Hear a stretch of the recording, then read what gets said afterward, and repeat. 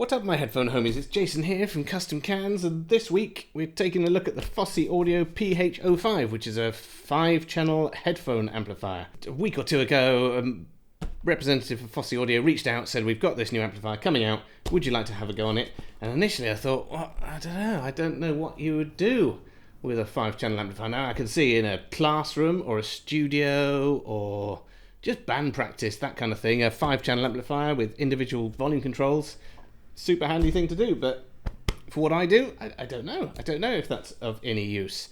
But then I was thinking, there are lots of headphones like the DT770 where you've got 250 ohm, 80 ohm, 32 ohm, and when you plug these in, they all come through at different volumes. Now, obviously, you can set the volume the same using this, but when you're comparing one to the other, it just takes you a little while to register the volume, adjust it so that you're listening at the same levels, and it's difficult to quickly compare the headphones because a headphone that is slightly louder will sometimes sound better. Some people, you know, it's a psychological thing. Sometimes just if it's just a little bit louder, you think, oh, it's just a little bit better. So you want to compare them all at the same volume. So I was thinking with something like this, I can plug all these in, use the individual volume knobs to calibrate it, and then I can compare the headphones. So that's what I will do as well. I'll be getting these 3-bay dynamic headphones out and plugging them into that, and we'll have a little test. We'll see how that goes. That's quite interesting. Before I forget, I did think we're not going to use it that much here. So after I've had a play with it, we're going to hand it over to the Music Works. And here you go. So if you want to learn more about what they're up to, stick around to the end of the video. So let's start by just busting this out and we'll have a quick look at it. What have we got? So we got power supply, we've got a jack to jack cable. It's quite a nice fabric covered one. It's quite a nice fabric colour.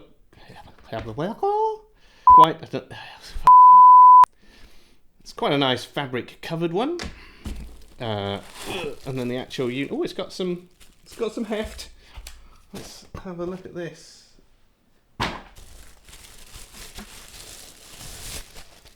Ooh. Right, cool. Yeah, so it's got some weight to it. So it's a pretty solid steel chassis by the feel of it. Top, sides and bottom, like it's all metal. And the knobs are cold to the touch as well. So metal knobs and a metal button. So solid construction, which is a good idea because I think most places this is going to be used is going to be in schools and classes and studios. And all of these places are places where stuff gets abused and dropped and yanked off tables and generally not looked after as well as it could. Like if it's your own personal amplifier that you've got to need to ask, oh, you're treated with love and respect. But you know, when you've got a class of people sharing stuff, people don't respect the stuff quite as much. So yes, a good solid build is nice, and I don't know, but we will probably get this open and just see how it's built inside as well, because that'd be quite interesting to see what ting up go on inside. It's got little rubber feet with the Fosi Audio logo on. I don't know if you can see that. We'll get some B-roll of that. I'm hoping that there are concealed screws underneath those feet that hold everything together. I hope it's not glued, otherwise we won't be able to get in. But yeah, we'll have a quick look, see if we can get into this bad boy. Looking at the spec on here, it is using Texas Instruments NE5532 op amps to do the amplification, and it says it's got high quality capacitors in there. It will provide 310 milliwatts into 32 ohms. So yeah, it seems pretty decent. Should be able to drive most headphones. So they're saying they recommend 16 to 300 ohms on these, which will be that, because we've got 32 to 250 ohms. So I think, first of all, I'm going to set this up, I'm going to get all the headphones out, and then I can have a quick compare of the 3 different versions of the DT770 and see what the differences are, which will be quite interesting. And I get to get to grips with this as well at the same time. So I was thinking, as we got them, just for completeness, we have the Pro X as well. So we've got the DT770 32 ohm, we've got the 80 ohm, so I suppose in impedance order, you've got the 32 ohm DT770, you've got the 48 ohm, I think it is, Pro X, you've got the 80 ohm DT770, and we've got the 250 ohm DT770, and hopefully, with the aid of the Fosi Audio, and hopefully with the help of the Fosi Audio, and hopefully with the help of the Fosi Audio PH05, we can get these all balanced at the same level have a proper listen and compare, and then you'll find out how this works. And I'm sure some people would be interested what the difference is between all these different things. So I'm going to have a good listen. We're going to compare them, that kind of thing. Right, let's plug everything in. So I've got everything plugged in. Power lights come on. It's blue. I've noticed when you press the mute button, it goes red. So I'm assuming blue is go, red is stop. Makes sense. Got our main master volume here and the various channels. So if I set all the channels to the center, and then we can adjust from there. So I'll start off with the 32 ohm. Should I do that? I'll start off with the 80 ohm. I'll calibrate that, and then we should be in the ballpark for the others. Right. Okay. So we'll stick those on the jobby. Okay. Well, first things first. As you can tell, probably from the beard, I'm one of those humans with a Y chromosome, and therefore I did not read the instructions. Turns out the red is on, the blue is mute. But I found out. It's all good. Right, okay, so let's turn that up until we're at minus 40 decibels. Oh, it's got a nice smooth feel to the volume control. I'm liking it. It feels, yeah, super smooth. Alright, so we got this one at roughly minus 40 decibels, which is the 80 ohm. Now if I put the 32 ohm on, see, that's much louder at minus 29 decibels, so I should be able to...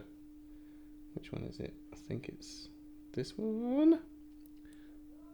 Turn that down. Yeah, so now that one's in line with the 80 ohm. Next I'll stick the 250 ohm, and I suspect this is going to need a bit of a boost to get it to the same level because of the very high impedance. Okay. Yeah, so that's 3 decibels quieter than the 80 ohm, so we'll just turn that one up. Also set to minus 40, and then finally we've got the Pro X. Let's pop that on there. That's going to be a lot louder, I suspect. Yeah, that's a lot louder. It's giving me warnings on there. Right, so let's crank that down to the same. There we go. So now what I've got is I can listen to a piece of music on all 4 headphones at exactly the same volume. Now they're all calibrated together because I've got the individual volume controls on there, which is pretty cool. So I'm going to do that. I'm just going to, it's quite, I've never actually listened to I've never listened to the main 3 side by side. And now I've got the Pro X as well, so I get to have a listen to all 4 of them. So leave it with me for a couple of minutes and I'll have a look at that. Well, thank you, Fosi Audio PH05. That was interesting. As I said, I've listened to them separately. I've listened to kind of the 80 ohm versus the 250 ohm a couple of times. I haven't really listened to the 32 ohm much, and it was also interesting getting the Pro X out. Now then, personally, not a fan of 32 ohm. Everything just seemed, compared to the others, are very good. These are okay. Everything seemed a little bit muted and dull. Like the bass was a little bit flabby. Generally, I didn't like it. These are the best choice for portable use, probably, because you've got the synthetic leather ear pads, which are going to block out more noise if you're using them out and about. They'll run off a mobile phone, that kind of thing. But I think the sound quality is not as good as the other 3. And then the other 3, it's going to be very much down to personal preference. Like the 80 ohm, pretty nice. It's quite a relaxed sound. It's definitely warmer than the other 2. You know, it's less bright than the other 2, let's say. So more neutral sounding, the 80 ohm. Yeah, I think you could listen to that for ages. Obviously, with these velour pads, they're more comfortable. The 80 ohm, most people are going to listen to that and think, that's nice. It's nice. It's a good sounding headphone. The 250 ohm is a lot brighter, so you've got more detail in the treble, a lot more sparkle. Yeah, generally brighter. But yeah, more detailed, so you can pick out things in the mix better with this. If you like to listen to lots of details in the music, the 250 ohm are probably better than the 80 ohm, as long as you've got an amplifier to run them. But they are going to be a little bit bright, a little bit fatiguing for some people. So long listening sessions with all that treble going on, you might only be able to listen for half an hour or something before you get a little bit tired of it, and then go and then carry on from there. And then the DT770 Pro X is interesting. So it has got a different sound. It's somewhere in between these 2. I don't think, because it's got more bass, like the bass on these is better than the others, better than all the others. Well, you've got more bass basically, and it drops down lower. Maybe a little bit muddy. It may be muddying the mid bass just like the mids just a little bit with that extra bass. But you've got more treble from these than you have with the 80 ohm, but you've got a little bit less than you have from the 250. So it kind of sits somewhere in between the two with a bit more bass. So I think like the 80 ohm just unmodified is probably the most kind of neutral headphone out of the three. The 250 is a brighter headphone, and the Pro X is more of a V-shaped V-tune with more bass and more treble. So for most people, for home listening, you're probably going to prefer these. For studio use, it depends. Like if you listen to these, this is what it's going to sound like for most people. It's going to give you a truer representation, I think. The DT770 250 are really good because of the extra detail. You can hear mistakes in the mix. You can hear, you know, like compression artifacts and all that kind of stuff with the extra detail there. You can pick out instruments in the mix. So these are good to have to find problems with a mix, but it's not going to give you a true, you know, you want a set of those, and you want a set of decent studio monitors, because then you can hear what it's going to sound like. But these, because they are a brighter headphone, if you mix so that it sounds right on those, you can end up with probably a track which is a little bit dull in the treble because you've toned it down to match with those. So yes, all very interesting. 32 ohm, not a fan. I'm sure some people love them. If you love the 32 ohm DT770, let me know in the comments. I wasn't such a fan. And then I'd be torn. I'd buy all three of these from us, because you need all three. They're all slightly different. And get one of these from Fosi Audio as well, because then you can compare them. So that was really interesting, being able to compare these properly, all at the same volume, because it's a much fairer test, and I can just swap between them. And yeah, I think this is a useful tool for testing headphones. Obviously, it's not designed for that. It's designed for probably going in studios and classrooms so that everyone can share and have their own volume control, but certainly for comparing headphones, it's quite a handy little tool to have. Right, cool. Right, let's unplug that bad boy. Get this all unplugged. Clear my desk of many headphones. Right, let's have a look at this bad boy. Right, so knobs. Yep. They come off. So we've got a metal, got a solid metal knob there with a plastic insert to grip the potentiometer inside. Do these come off?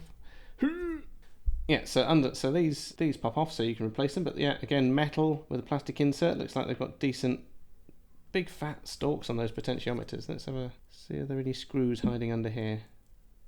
They are. Okay.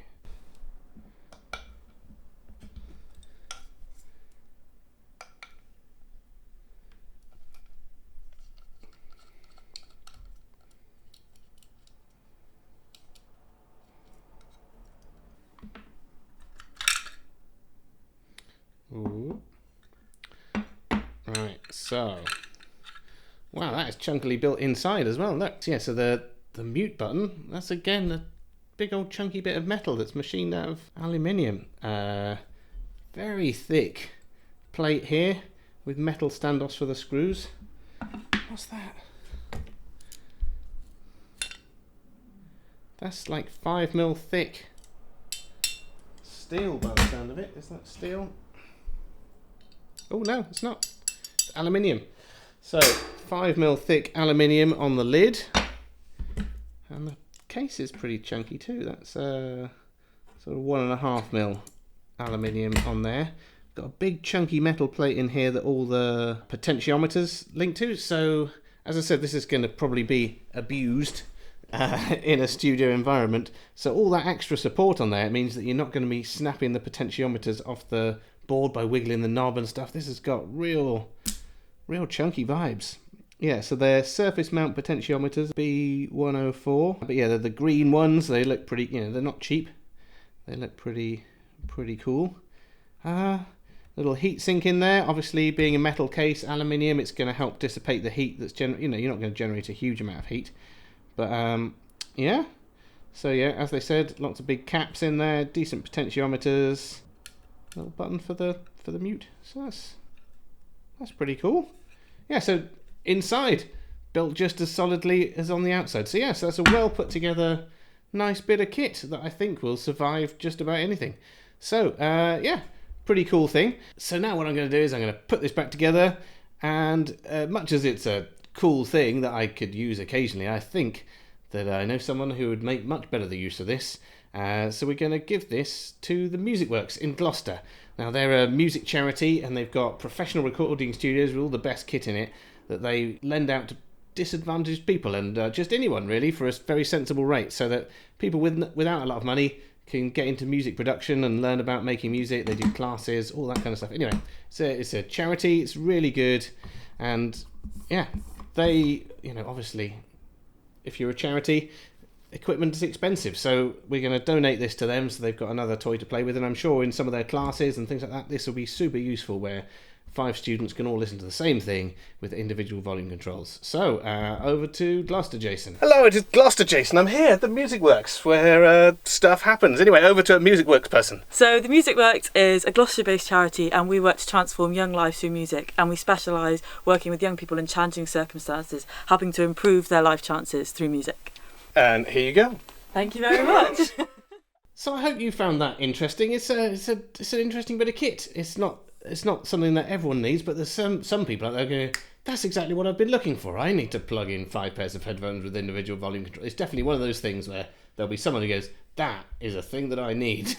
And if that is a thing that you need, I should have a link in the description. I haven't signed up for their affiliate program yet, but if I do, I'll put an affiliate link down there. And then if anyone buys that through the link, we get a couple of quid to put towards videos and stuff like that. So everyone's a winner. So anyway, it's been awesome as always hanging out with you guys, and I'll see you guys again.